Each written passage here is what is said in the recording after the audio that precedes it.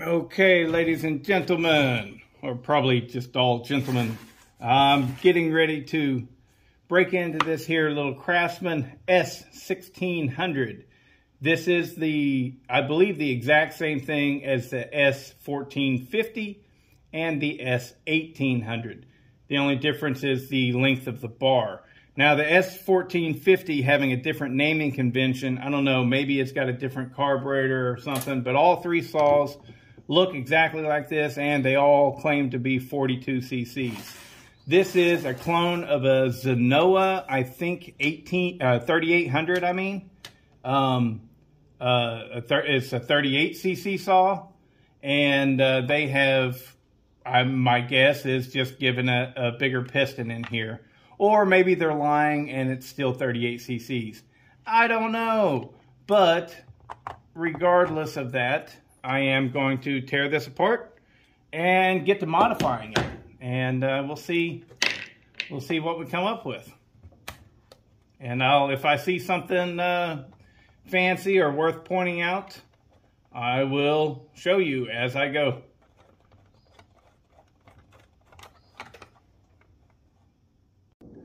Okay, first up, the muffler. This thing is substantial in weight. It is very heavy. So that tells me that down in here in the bottom, because it feels like that's where all the weight is. It's in the bottom. This probably has that honeycomb catalytic converter material, and you're forcing it down through that catalytic converter material, the honeycomb stuff, and then up, and it comes out that tiny little hole. There's my pinky. Tiny, tiny little hole that it has to come out of. So great gains are probably going to be found just by opening up this muffler. That is ridiculously small. That is crazy. But yeah, first thing. Okay, second thing of note. See those little dots on there? That's the only way to turn these. So I'm going to have to go with this right here, slowly and methodically unscrew both of these. These are your high and low jets in the carburetor. And then cut slots in them so that I can use a regular flat tip screwdriver to do my carburetor adjustments. So that's going to be a pain in the ass.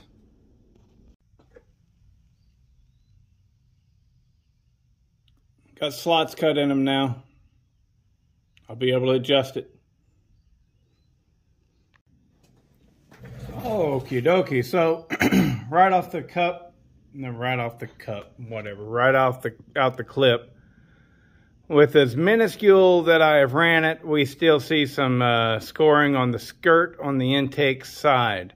My guess is, now of course there debris and stuff could be getting in, but I think it's not sized right, because the difference between this piston and the cylinder bore is ridiculously close.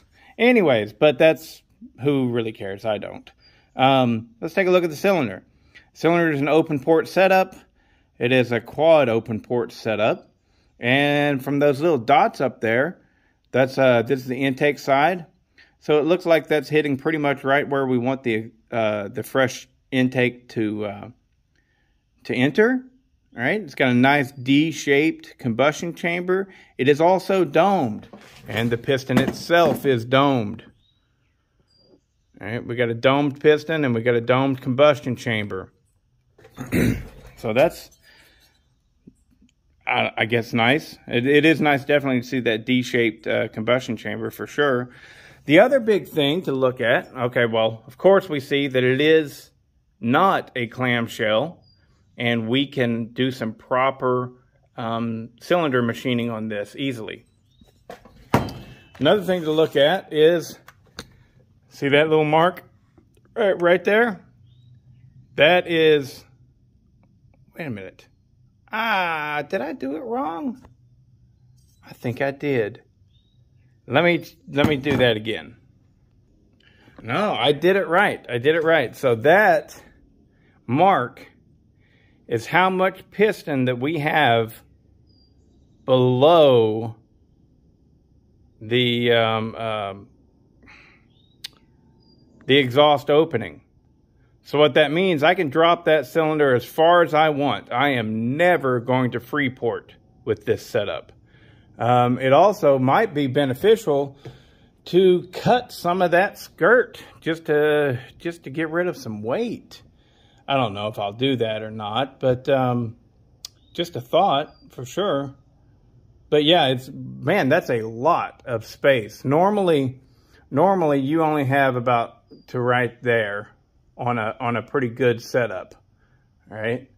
So when you drop that cylinder, that line right there represents the bottom of the exhaust port. So if you drop that cylinder down further, then the bottom of the exhaust port keeps coming lower and lower and lower until eventually you can freeport.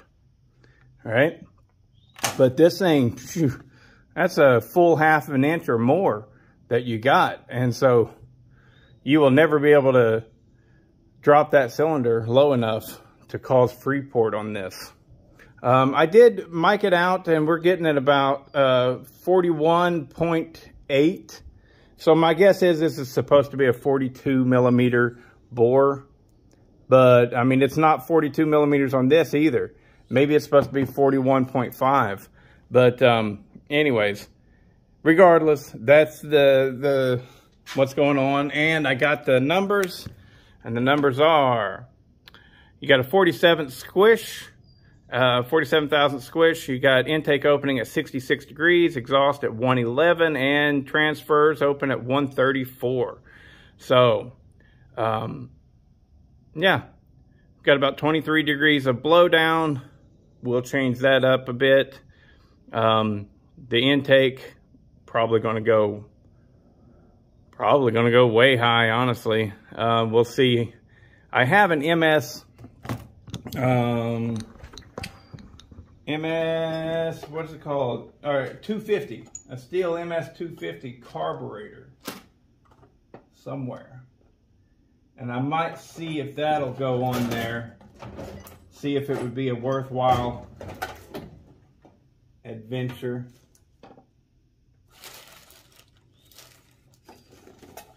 Is this it?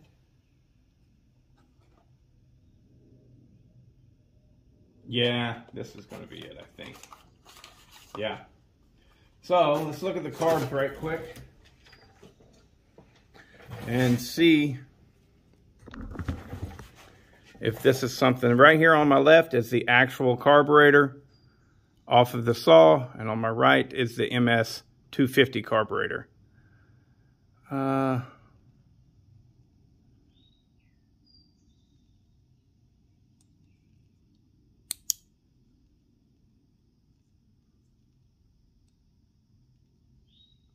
This one has a bigger bore to it. Or does it? No. Either way, I would have to jigger around with the... Oh, you can't even see. I'd have to jigger around with the butterfly controls because they're significantly different. I think I'll just run the one that came with it. That's what I'll do. All right, on to the next. I had a blowout. Look at this. All right, so I cut the base on it. We got 22,000 squish. And anyways, long short of it, look at this. I went through the side. See that hole down there? Man, that sucks. So, we'll try and JB weld it, because why not? You know, don't know how long that'll last. I'll scuff it up on the outside right here where the hole actually is. See, I'll scuff it up real good, and I'll fill that whole channel with JB weld. Actually, since I'm going to fill that whole channel, no, I'll use that pig epoxy. And however close I was or am, I'll just stop right there. I was aiming for 12 degrees of blowdown. And that's really short blowdown, but this is a really small little saw, and I was hoping to get crazy RPMs out of it. But that's the first time I've had a blowout. So, but it happens, you know. I think it's pretty cool. I wish it hadn't happened, but now that it did, that's kind of nifty. Kinda. So, I don't know. I like the JB Weld because the JB Weld, I can pour it, basically. I don't know. Whatever I'm going to use, I'm going to scuff it up really good, and I'll really put a lot on there from the outside, and hopefully it sticks. That's why I'm like put a lot on, because I want to make a great big plug, you know, and give it lots of room to grab onto things so that it doesn't vibrate out. But we'll see. The exhaust landed, I put it at 107, but by the time I've got to chamfer the top of it there, it'll be closer to 106. The intake, I got it at 79 degrees. And like I said, I was shooting for 12 degrees of blowdown. And I came real close. So, anyway, so on with the next step. I'll JB weld it, and fingers crossed. Okay, so before y'all give me anything about like high heat JB weld or epoxies and blah, blah, blah, blah, blah, blah, blah, regular JB weld is rated to go up to like 500 degrees, 550, something like that. And this cylinder really, honestly, probably shouldn't get above 350. Anyways, hey, if it breaks, it breaks. But I have seen real deal race cylinders with what looks to be JB Weld all over it. But now I understand they're not working all day. But here's what I've done. Got Play-Doh blocking off everything. I scratched it up as good as I can in there. Got Play-Doh on the inside so that it doesn't actually run through. And we're going to fill that cavity about halfway. And then I'm going to take and I'm going to let it dry a little bit. Actually, I won't let it dry. I'll go ahead and bend this. Anyways, I'll let it dry mostly, maybe. I'll bend this up a little bit to hopefully keep pressure on it and keep it in. And, yeah, we'll see how it works. I don't have the highest hopes. I'll say that. There you go. I hollowed it out a little, you know, I didn't fill it all the way up because hopefully, I mean, you know, hopefully air will get in there and cool it off a little bit. Another thing to point out is because this is with the intake transfers, like if the cylinder gets 350, 400 degrees, the intake transfers aren't going to, because they've got a constant influx of cooler air and fuel mixture. So that right there should keep that area right there down to 200 degrees or so. I would think. I think the biggest problem with JB Weld is it vibrates loose. That's why you got to scratch it, give it things to grab hold of, and hopefully it'll work. We'll see. If it don't, it's a learning experience. And I have no idea if you can even buy this cylinder online. I'm certain that there are people that, like resellers, that buy these brand new and then separate them out into a bunch of little parts so that you can buy like a new cylinder and stuff like that. I'm certain there's a way to buy another cylinder for it. But hopefully this one will work, because I don't want to do it again. And, well, stay tuned, because the video has to end here. I can't run it today. And wish me luck. Fingers crossed for tomorrow. One last thing before I cut off the video. I cut open the muffler. And now this probably is going to go to, you know, wins the award of the most clogged up muffler I've ever seen. So what we have here, That's the way it was. Your exhaust went down in there, down, up, through that heaping mess. Holy crap, right? And then back up and out over here. Yeah, it went up, had to make its way over here, over, and out that tiny little screened hole. Damn if that ain't one clogged up muffler. Woo! So I'll get all the guts cut out of that and give a little, you know, 1/2-inch pipe sticking out, something along those lines, and then weld it all back up. I checked, it is magnetic. It's probably some kind of galvanized metal.